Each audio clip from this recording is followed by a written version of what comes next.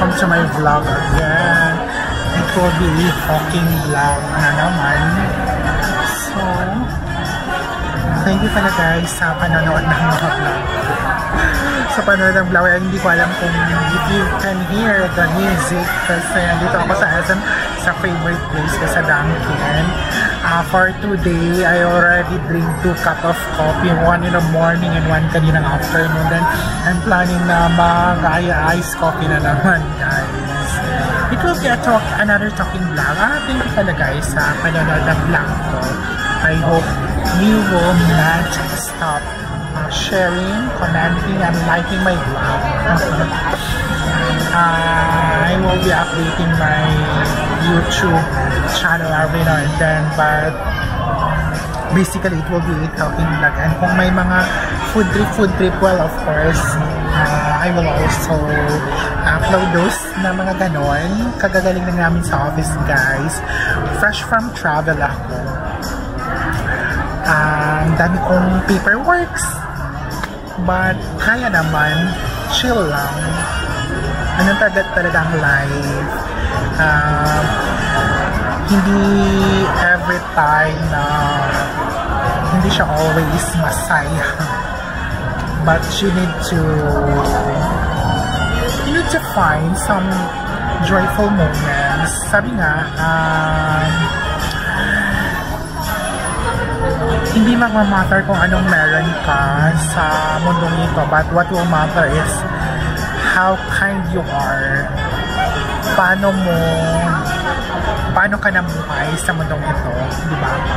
But basically, we're just human being and we have so much thing na wants kesa sa needs, di ba? I'm so, guilty because, yeah, I have so much wants na gusto, but, you have to effort para tuha mo.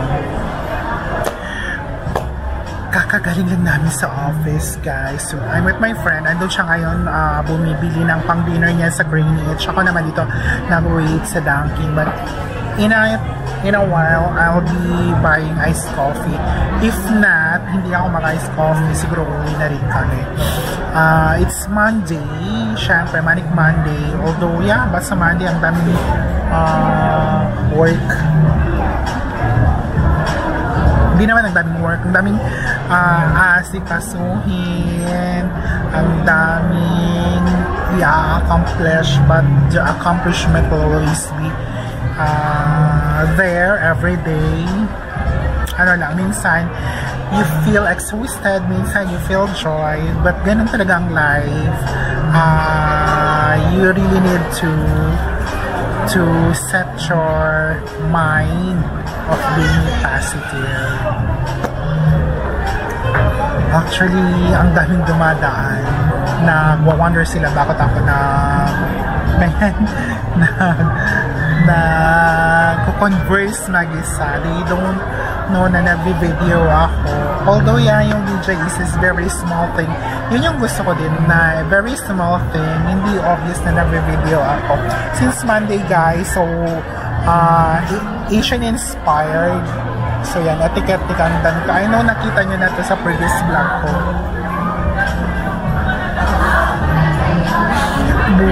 But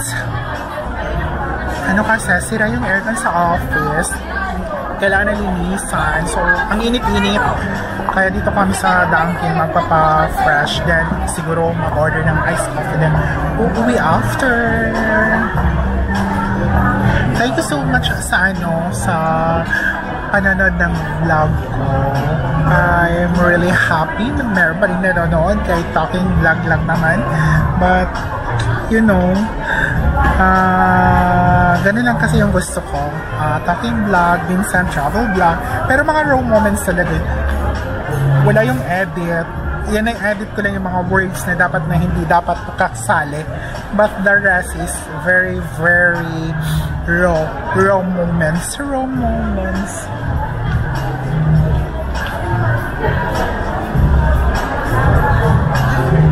Raw moments, guys. And siguro tomorrow, kasi tomorrow on 30, tapos holiday pala sa May 1. malapit na election guys, meron naman kayong list of senators and also our local executive that you wanted to vote. Dapat meron na kayo for, uy guys, ano pala, na-check na yung present finder ng COMELEC. It is already up and you can check kung saang presinto kayo sa barangay nyo belong para during election day, hindi natin mahirapan maghanap ng present number nyo. It's up na. Hanapin nyo na yung present number nyo, presinto nyo para during elections hindi na kayo mahirapan kasi later yan parang dadaming gagamit. So pag dadami ang gagamit, loaded magda-down yung system. And I have tried to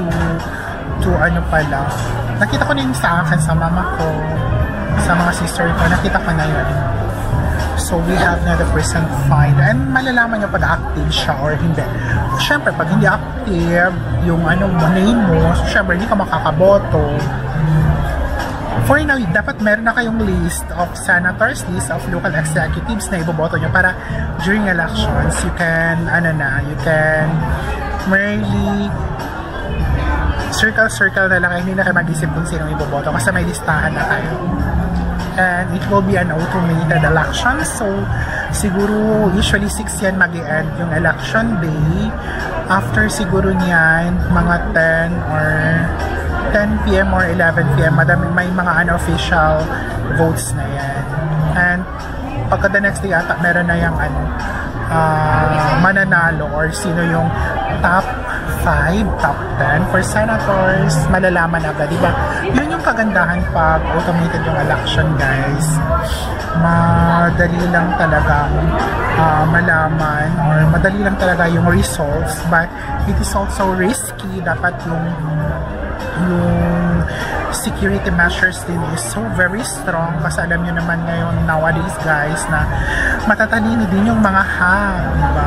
So I have faith naman sa government natin na they are securing a very good security for our upcoming elections. Kaya go guys, go out and exercise your right to suffrage because that's our right na magboboto, diba?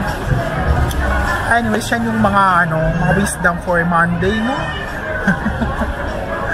Thank you pala guys sa panonood sa vlog ko. Siguro until here na lang. Until here na lang siya. Maraming salamat. Please don't forget to subscribe, like, and comment.